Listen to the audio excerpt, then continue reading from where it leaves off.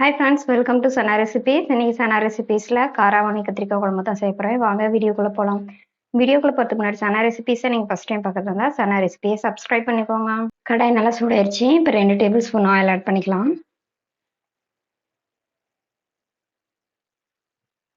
Oil நல்லா சூடாயிருச்சு. இப்போ 1 டீஸ்பூன் சீரகம் ஆட் பண்ணிக்கலாம்.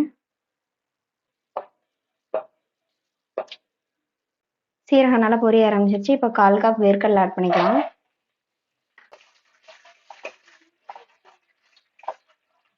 கடலை நல்லா ரோஸ்ட் ஆயிடுச்சு. இப்போ ஒரு துண்டு இஞ்சி ஆட் பண்ணிக்கலாம்.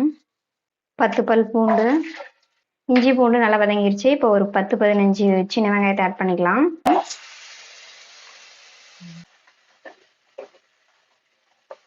சின்ன வெங்காயம் நல்லா வதங்கிருச்சு. இப்போ 1/4 கப் அளவுக்கு துருவன தேங்காயை ஆட் பண்ணிக்கலாம். இப்போ இதை மிக்ஸி ஜாரில் போட்டு நல்லா அரைச்சி எடுத்துக்கலாம். மசாலாவை நல்லா அரைச்சாச்சு. இப்போ இதை தனியாக எடுத்து வச்சுக்கலாம். கடாய் நல்லா சுட வச்சு இப்போ 2 டேபிள் ஸ்பூன் ஆயில் ஆட் பண்ணிக்கலாம்.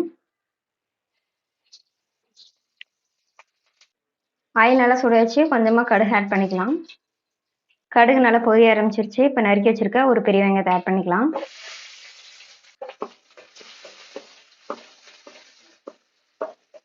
வெங்காயம் நல்லா வதங்கிருச்சு. இப்போ ஒரு கொத்து கருவேப்பிலை ஆட் பண்ணிக்கலாம். வெங்காயம் கருவேப்பிலை நல்லா வதங்கிருச்சு. இப்போ நறுக்கி வச்சிருக்க ஒரு 5 கத்திரிக்காய் ஆட் பண்ணிக்கலாம். பொடி பொடியாக நறுக்கி வச்சிருக்க 2 தக்காளி பழத்தை ஆட் பண்ணிக்கலாம். ஒரு 1/2 டீஸ்பூன் மஞ்சள்தூள் ஆட் பண்ணிக்கலாம். 1/2 டீஸ்பூன் மிளகாய் தூள். 2 டீஸ்பூன் மல்லித்தூள் ஆட் பண்ணிக்கலாம். கொஞ்சமாக தண்ணி ஆட் பண்ணிக்கலாம்.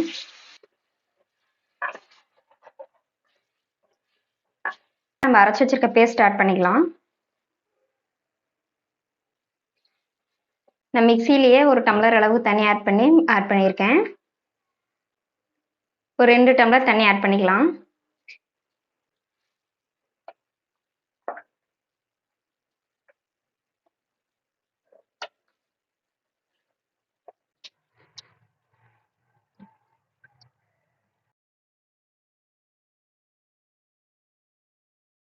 இந்த டைமில் நம்ம வேக வச்சு எடுத்து வச்சிருக்கேன் காராமணி ஆட் பண்ணிக்கலாம். நான் 1/2 கப் காராமணியை நைட்டே ஊற வச்சு எடுத்து வச்சுருந்தேன். அதை வேக வச்சு இப்போ ஆட் பண்ணியிருக்கேன். இப்போ வேக வச்ச தண்ணியுமே கொஞ்சம் ஆட் பண்ணிக்கலாம். ரொம்ப டேஸ்ட்டாக இருக்கும். இன்னும் குழம்புக்கு சால்ட் ஆட் பண்ணல. இப்போ ஆட் பண்ணிக்கலாம். நான் ஒரு 1/2 டீஸ்பூன் சால்ட் ஆட் பண்ணியிருக்கேன். குழம்பு ரெடி ஆயிடுச்சு. இப்போ ஃபைனலாக சாப் பண்ணி வச்சுக்க கொத்தமல்லி தழையை ஆட் பண்ணிக்கலாம்.